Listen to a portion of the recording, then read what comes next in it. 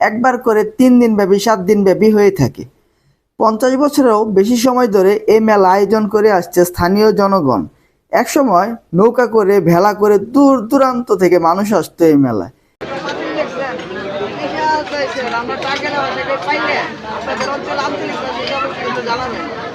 এখনো সেই ঐতিহ্য টিকে আছে।